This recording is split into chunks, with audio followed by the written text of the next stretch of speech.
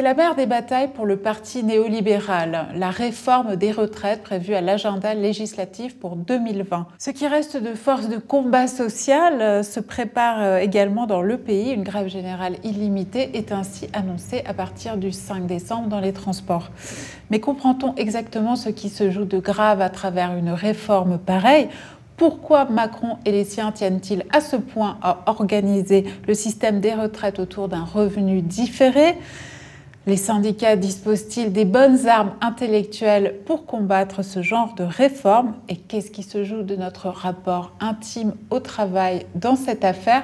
Pour comprendre tous ces enjeux en profondeur, j'ai eu envie aujourd'hui d'inviter Bernard Friot. Bonjour. Bonjour.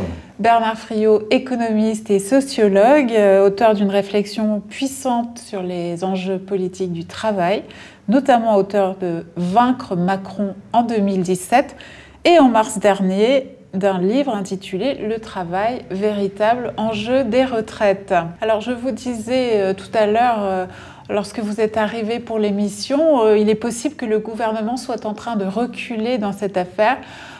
Et vous me disiez, je n'y crois pas, c'est pour faire parler les médias mainstream.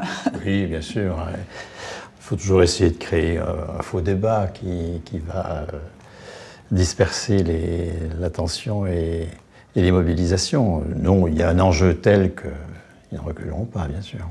Alors, âge de départ, montant des pensions, fixation des points, suppression des régimes spéciaux. Les retraites, ça fait peur à tout le monde, mais très peu de gens y comprennent vraiment quelque chose.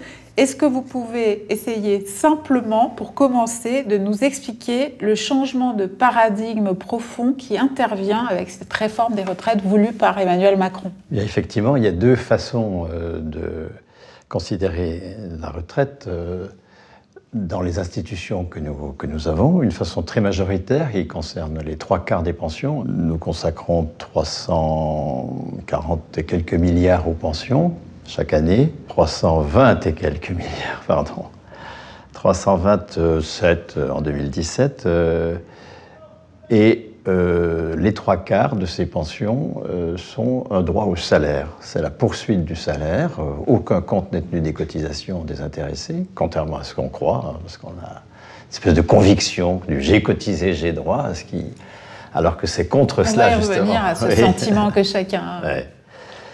C'est contre justement le j'ai cotisé, j'ai droit que en 1946, les communistes au gouvernement, que ce soit Thorez pour la fonction publique, Marcel Paul pour la nationalisation d'EDF-GDF ou Ambroise Croizat pour la création du régime général, vont construire un système de retraite autour du droit au remplacement du meilleur salaire, compte non tenu des cotisations des intéressés. Ce qui compte, c'est un salaire de référence. Du meilleur salaire de votre carrière. Du meilleur salaire de la carrière, oui, bien sûr.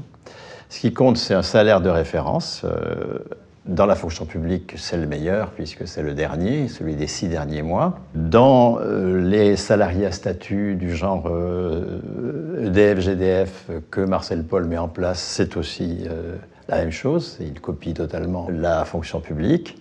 Dans le régime général, c'est les 10 dernières années, en 1946, mais l'ambition de Croizat, c'est progressivement d'arriver aux 6 derniers mois, aux 6 meilleurs mois, pardon, parce que ce n'est pas toujours les derniers mois qui sont les meilleurs dans le privé. Et puis, deuxième paramètre, pour calculer la pension, une durée de carrière validée, et qui est validée au départ par la perception d'un salaire correspondant à la VTS, à l'allocation des vieux travailleurs salariés dans le privé, et puis qui, à partir des années 70, va être validation d'un trimestre dès lors qu'il y a 200 heures de SMIC payées au cours de ce trimestre, et en 2016, 150 heures de SMIC. Donc, dès lors que l'on gagne, mettons, 600 heures de SMIC au cours d'une année, on valide une année dans le régime général, qu'il y ait ou pas cotisation, tout ça n'importe pas, hein, c'est pas du tout la cotisation qui compte, c'est le minimum de salaire perçu, hein, 600 heures de SMIC dans l'année, c'est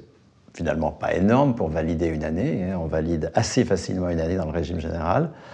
C'est un peu plus difficile dans la fonction publique, où là, il faut être effectivement en poste pour valider une année, sur l'ensemble de l'année. Et puis, le salaire de référence, qui va faire l'objet d'une âpre bataille, précisément, à partir de la réforme Rocard, où ce salaire... je dis réforme Rocard, c'est pas lui qui la met en place, hein, c'est Bérégovoy qui tente, il est battu. C'est Simone Veil, qui est sa ministre du Travail, qui met en place la réforme. Et comme c'est sainte Simone Veil, on peut pas trop le dire, on va dire baladure. Alors qu'elle fait un très très mauvais travail. En 1994, comme ministre des Affaires sociales, c'est vraiment quelqu'un de redoutable, de redoutablement à droite. Elle va pratiquement annihiler ce principe du salaire de référence en passant aux 25 meilleures années.